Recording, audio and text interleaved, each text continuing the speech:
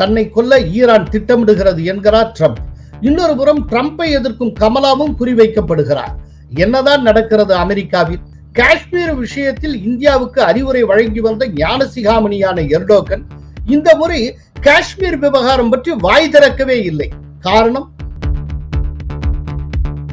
Osama bin Laden எந்த நாட்டில் ஒளிந்திருந்தார்? அவருக்கு எந்த நாடு அடைக்கலம் கொடுத்தது? ஒசாமா பின் லேடனை எந்த நாட்டில் வைத்து அமெரிக்க கடற்படை வேட்டையாடியது? பயங்கரவாதத்திலிருந்து விலகி இருக்க வேண்டும் என்றார், பாகிஸ்தானிடமிருந்து விலகி இருக்க வேண்டும் என்றார் முகமது ஆரிஃப் ஆஜாகியா. If you want to get rid of terrorism, sorry to say, get rid of Pakistan. Kolahalas TV YouTube channel, இது வாய்மையின் எக்காலம். என்னை குறிவைக்கிறது ஈரான் என்று கூறியிருக்கிறாரே ட்ரம்ப். கமலாவும் குறிவைக்கப்பட்டிருக்கிறார். வணக்கம் நண்பர்களே. ஈரானால் என் உயிருக்கு ஆபத்து என அமெரிக்காவின் முன்னாள் அதிபர் டொனால்ட் ட்ரம்ப் குற்றம் சாட்டியிருக்கிறார். நேற்று புதன்கிழமை அவர் வெளியிட்டுள்ள எக்ஸ் பதிவில் ஈரானால் என் உயிருக்கு அச்சுறுத்தல் ஏற்பட்டிருக்கிறது. ஏற்கனவே அவர்கள் மேற்கொண்ட முயற்சி கை கொடுக்கவில்லை. ஆனால் மீண்டும் மீண்டும் முயற்சி செய்ய வாய்ப்பு உண்டு. ஒட்டுமொத்த அமெரிக்க இராணுவமும் பார்த்து கொண்டு காத்திருக்கிறது. யாருக்கும் நல்ல சூழ்நிலை இல்லை. இதுவரை நான் பார்க்காத அளவுக்கு என்னை சுற்றி துப்பாக்கிகளும் ஆயுதங்களும் உள்ளன என்று ட்ரம்ப் குறிப்பிட்டிருந்தார். கடந்த ஜூலை 13ஆம் தேதி பென்சில்வேனியாவில் நடந்த பிரச்சார கூட்டத்தில் டொனால்ட் ட்ரம்ப் பேசிக் கொண்டிருந்த போது கூட்டத்தில் துப்பாக்கி சூடு நடந்தது. வலது காதை உரசிக்கொண்டு தோட்டா பறந்தது. இதில் அதிர்ஷ்டவசமாக ட்ரம்ப் உயிர் தப்பினார். I see something that said, take a look at what happened. Hold.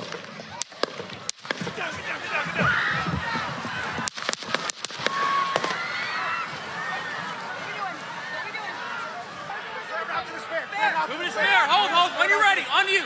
Ready? Move. Move. Go. September 16ஆம் தேதி புளோரிடா மாகாணத்தில் தனக்கு சொந்தமான கோல்ஃப் மைதானத்தில் ட்ரம்ப் விளையாடி கொண்டிருந்த போது அவரை குறிவைத்து இரண்டாவது முறையாக துப்பாக்கி சூடு சம்பவம் நடந்தது. இதிலும் அவர் தப்பி பிழைத்தார். இந்நிலையில் ஈரானை குற்றம் சாட்டியிருக்கிறார் டொனால்ட் ட்ரம்ப். இதனிடையே அமெரிக்காவின் அரிசோனா மாகாணத்தில் கமலா ஹாரிஸின் பிரச்சார அலுவலகம் மீது மர்ம நபர் ஒருவர் துப்பாக்கி சூடு நடத்தியிருக்கிறார்.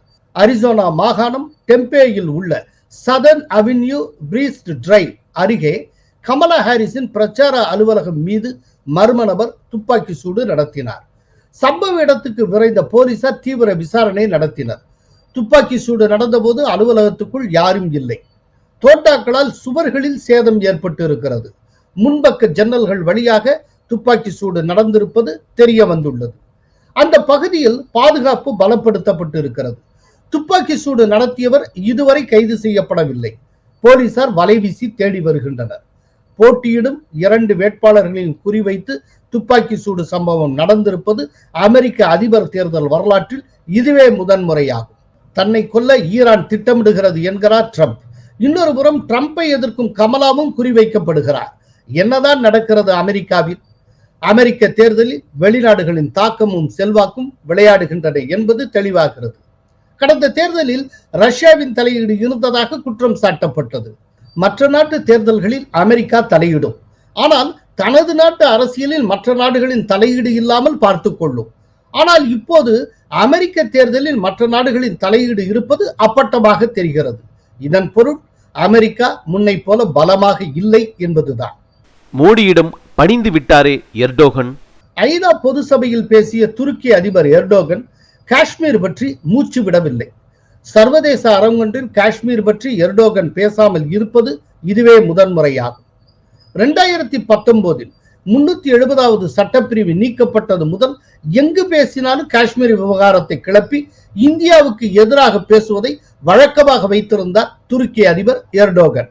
2020 மற்றும் 2021 ஐநா பாதுகாப்பு சபையின் தீர்மானத்தின்படி காஷ்மீர் விவகாரத்துக்கு தீர்வு காண வேண்டும் என்று எர்டோகன் வலியுறுத்தினார். பாகிஸ்தான் நிலைப்பாடும் இதுதான். ஐநா தீர்மானம் என்ன சொல்லுகிறது என்றால், காஷ்மீர் மக்களிடம் கருத்து வாக்கெடுப்பு, அதாவது பிளபிசைட் நடத்தி அவர்கள் எந்த நாட்டுடன் போக விரும்புகிறார்களோ அந்த நாட்டுடன் போக அனுமதிக்க வேண்டும் என்கிறது. இதைத்தான் எர்டோகன் இதுவரை வலியுறுத்தி வந்தார். 2022-23 பேச்சுவார்த்தை மற்றும் ஒத்துழைப்பு மூலம் காஷ்மீர் விவகாரத்தில் நிரந்தர தீர்வு காண பாகிஸ்தானும் இந்தியாவும் முயற்சி செய்ய வேண்டும் என்று அறிவுரை கூறினார். In order for the Kashmiri people to look towards a safe future with their Pakistani and Indian neighbors, it is imperative to solve this problem through dialogue on the basis of justice and equality. இப்படி காஷ்மீர் விஷயத்தில் இந்தியாவுக்கு அறிவுரை வழங்கி வந்த ஞானசிகாமணியான Erdogan இந்த முறை காஷ்மீர் விவகாரம் பற்றி வாய் திறக்கவே இல்லை. காரணம், எப்படியாவது பிரிக்ஸ் கூட்டமைப்பில் உறுப்பினராக வேண்டும் என துருக்கி முயற்சி செய்கிறது. பிரிக்ஸுக்குள் நுழைவதன் மூலம் புதிய வர்த்தக வாய்ப்புகளையும் முதலீடுகளையும் துருக்கி பெற முடியும். பிரிக்ஸ் கூட்டமைப்பில் இந்தியா ஒரு பிரதான உறுப்பு நாடாகும். எனவே பிரிக்ஸ் கூட்டமைப்புக்குள் துருக்கி வர வேண்டும் என்றால் இந்தியாவின் சம்மதம் வேண்டும். மொத்தத்தில் மோடியின் சேவை துருக்கிக்கு தேவை என்று எர்டோகனுக்கு தெரியும். அதனால் இந்த மனமாற்றம். ஐநா பொது சபையில் தன் விருப்பத்தை வெளிப்படையாக தெரிவித்த எர்டோகன், பிரிக்ஸுடன் எங்கள் உறவுகளை மேம்படுத்திக் கொள்ள விரும்புகிறோம். அத்துடன் பிராந்திய ஒத்துழைப்பு அமைப்புகளான இந்தியன் ஓஷன் ரிம் அசோசியேஷன், அதாவது IORA, the Pacific Islands Forum, ASEAN ஆகியவற்றுடனும் உறவுகளை ஆழமாக்க விரும்புகிறோம் என்றார் Erdogan. Indian Ocean Rim Association, அதாவது IORA-விலும் இந்தியா முக்கிய உறுப்பினர்.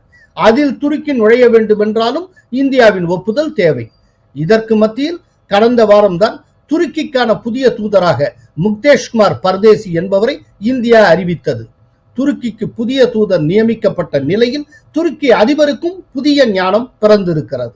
பாகிஸ்தானை பங்கம் செய்திருக்கிறாரே ஒரு பாகிஸ்தான் பத்திரிகையாளர்.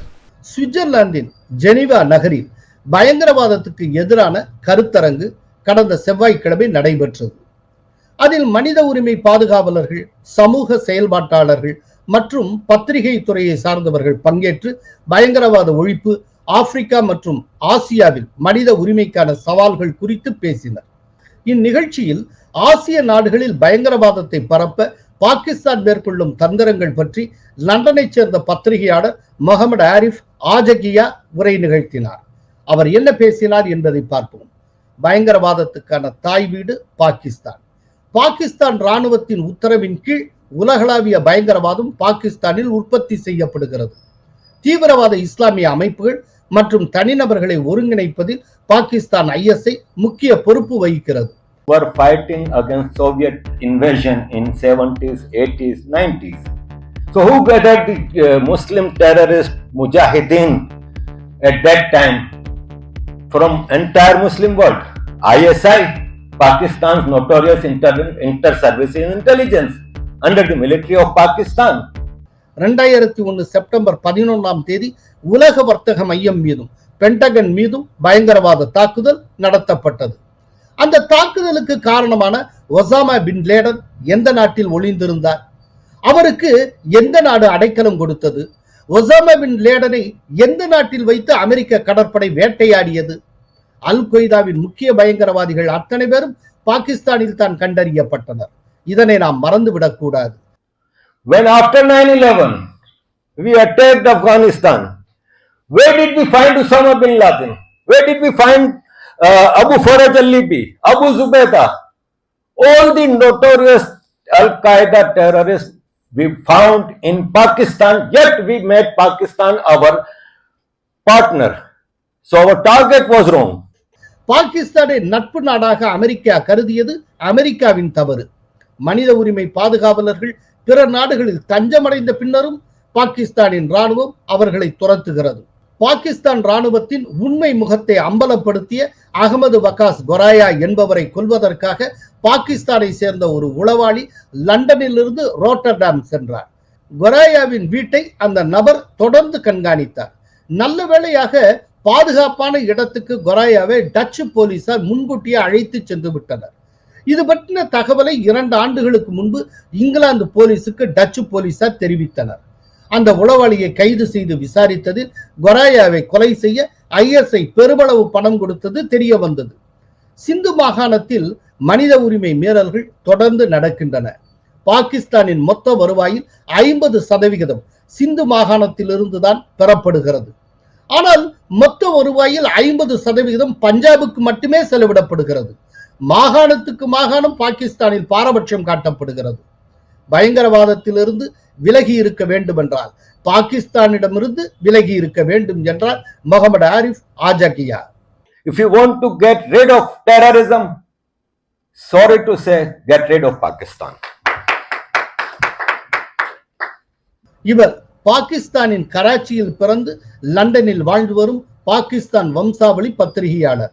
அவர்தான் பாகிஸ்தானில் நடந்து வரும் மனித உரிமை மீறல்களை அம்பலப்படுத்தி வருகிறார். ஒருவேளை இவர் இந்தியராக இருந்திருந்தால் இது வேண்டுமென்றே இந்தியாவின் திட்டமிட்ட பொய் பிரச்சாரம் என்று சொல்லியிருப்பார்கள். ஆனால் பாகிஸ்தான் மீது குற்றம் சாட்டுகிறவரே பாகிஸ்தான் வம்சாவளியை சார்ந்தவர், கராச்சியில் பிறந்தவர். இதை மறந்துவிடக்கூடாது. அப்படி என்றால் பாகிஸ்தானில் நிலைமை எவ்வளவு மோசமாக போய்கொண்டிருக்கிறது என்பதை நாம் உணரலாம். நன்றி, வணக்கம். கோலாகலாஸ் டிவியுடன் உங்களையும் இணைத்துக் கொள்ள கீழே உள்ள ஜாயின் பட்டனை அழுத்தி உறுப்பினராகுங்கள். காவிரி குழுவில் உறுப்பினராகி பிரத்யேக பேட்ச்களை பெறுங்கள். கங்கா குழுவில் உறுப்பினராகி கோலாகல ஸ்ரீனிவாசிடம் நேரடியாக கேள்வி கேட்கும் வாய்ப்பை பெறுங்கள். உங்கள் கேள்விகளுக்கு வாரந்தோறும் பதிலளிக்கிறார் Kolahala Srinivas. Kolahalas TV YouTube channel, இது வாய்மையின் எக்காலம்.